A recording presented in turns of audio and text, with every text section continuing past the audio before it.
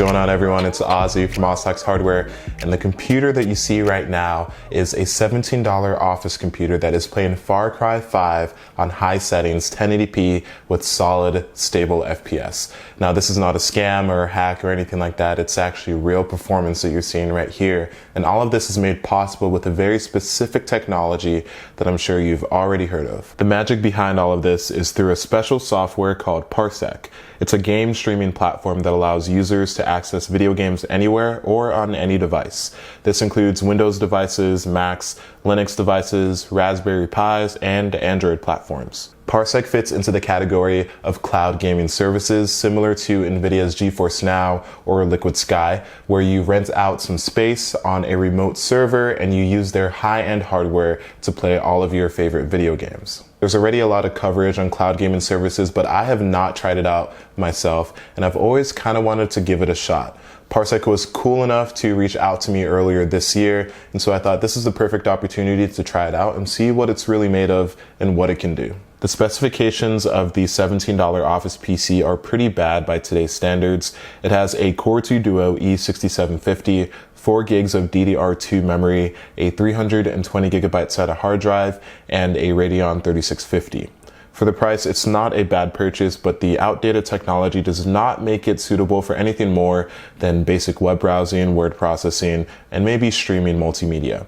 But with Parsec, gaming does become a possibility. The process of setting everything up is actually very, very simple. You go to Parsec's website, you install their software, you choose which computer you want to play on, their server, and then how much hard drive space you want for all of your programs. The prices listed are based on the computer specifications and then your location relative to the server that you chose. And Parsec actually did a really good job choosing a wide variety, a wide net of high connectivity areas. So more often than not, you're probably going to be close to one of their servers. The computers are also more than enough for any modern AAA game out right now.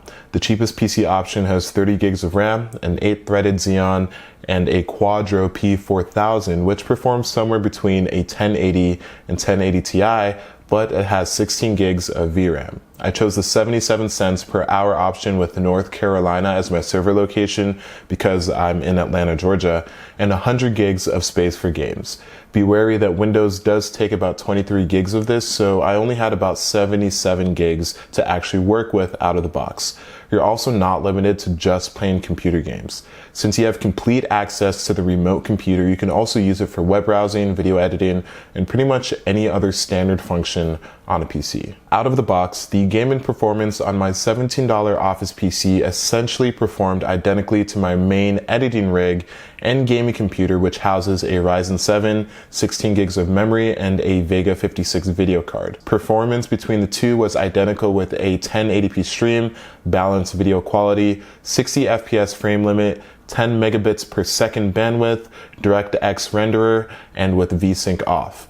Even in Far Cry 5 at high settings, both PCs performed very well, averaging over 60 FPS in the benchmark. Now, what FPS doesn't show you, and I want to harp on this a little bit, is latency between your PC and the server computer to which you're connected.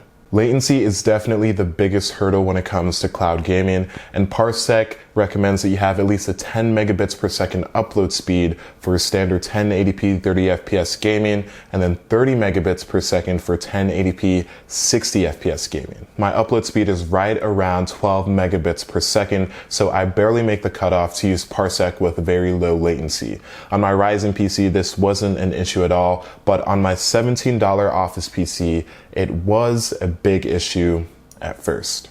Here's a clip that shows just how bad it was while gaming. I experienced nearly a 4 to 6 second delay, making it impossible to play games. It seems that a combination of the hardware and my internet speed were at play here, as the Radeon 3650 didn't have the proper decoder for hardware encoding, so that wasn't an option.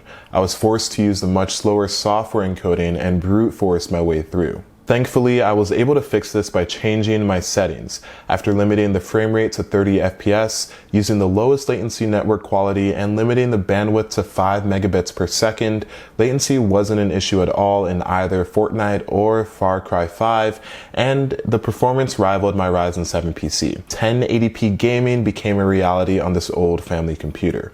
While 30 FPS isn't the most ideal situation out there, the fact that it's possible on probably the worst case scenario for cloud gaming is a win in my book. Now, Parsec does offer other features minus cloud gaming, such as the ability to play multiplayer co-op with your friends, even in games that don't support any kind of online play. You can also use their party finder to meet new gamers online or find a party for your game, and they also have a friend invite system as well.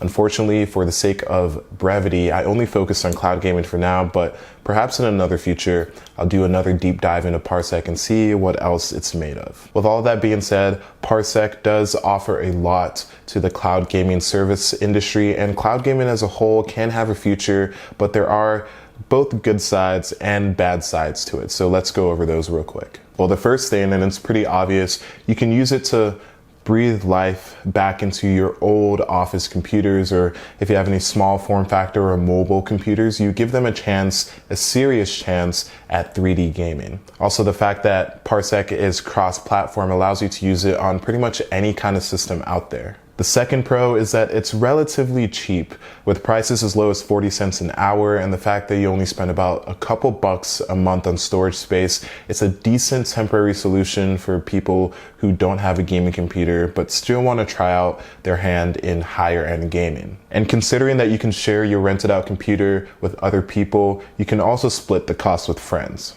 And the third pro is that it's not just a cloud gaming service. There are other things that you can use with it. For instance, if you want to play an online game with a friend that normally isn't online, then you can do that with Parsec. Of course, I only brushed over a few of these features, but they're available to you. And then we have the negatives. Assuming that you have a modern CPU, if you have an upload speed less than 5 megabits per second, then 1080p gaming with at least 30 FPS probably won't be an option for you. And at that point, you might want to reconsider if cloud gaming is really worth it. Secondly, while it's cheap, it does cost money, and knowing my audience, that might be an issue. And lastly, even though it's a really cool solution that seems to have a pretty nice future ahead of it, it just doesn't beat regular gaming. And this isn't Parsec's fault. This is just the nature of cloud gaming in general. Latency is always going to be worse 9 times out of 10, and quality is always going to be worse 9 times out of 10 on a cloud-based system than on a regular LAN-based system. If you guys are interested in trying out Parsec, then check out the download link in the description. It has the tutorial for setting everything up, and if you have any questions, you can also check out their Discord, or probably just drop them in the comments below, and I'll try to reply to as many as possible. If you guys like this video, then leave a like. If you loved it, share and subscribe and all of that stuff, and stay tuned because I have other actual gaming computers for cheap coming up pretty soon. I have a lot of cool video ideas in the works right now, so next week and the week after should be pretty interesting. Anyway, I'll see you guys later. Peace.